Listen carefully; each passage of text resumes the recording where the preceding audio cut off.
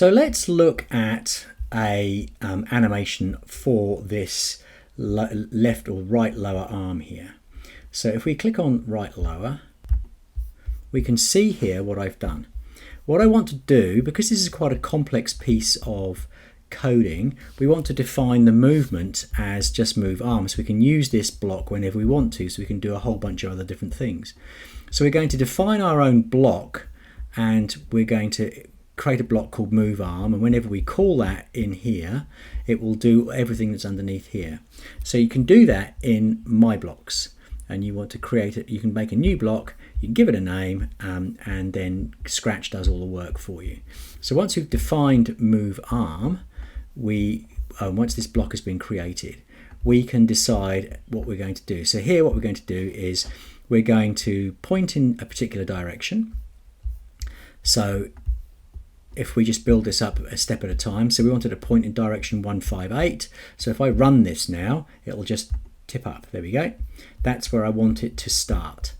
So we now then need to break this down. I want it to run as a forever, and I want it to repeat a certain number of times. If I get it to repeat too regularly, so let's just pull all of this out. Wait that down here. I want it to repeat a certain number of times, a random number of times, between 1 and 4 times. That should be enough. And once it's we've got this repeat function going on, we want to tell it what to do. So we want it to go from 158 to 178. So let's just have a see what happens here.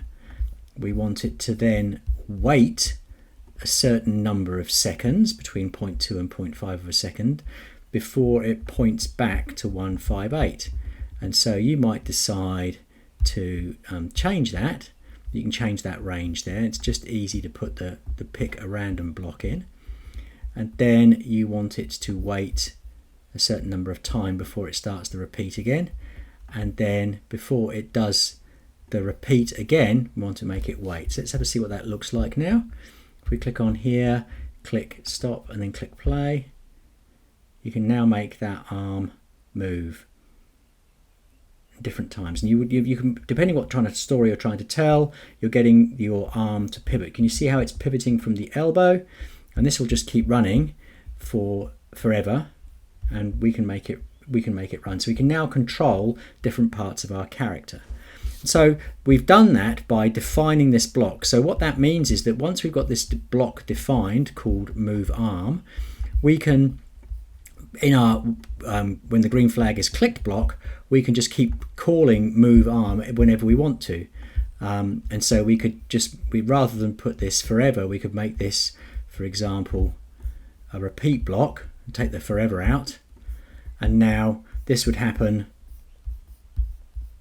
it would repeat 1 or 4 times. So let's click play now.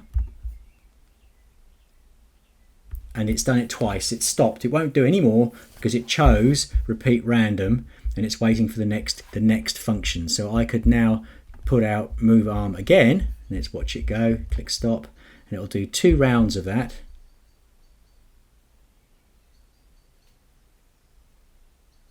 There we go. And so it'll do it. It's calling that block two or three times. So the beauty about defining a block means that you can now make your coding of what you actually want to have happen much easier, because this is the defined block, and this is the content, sorry, that defines the block.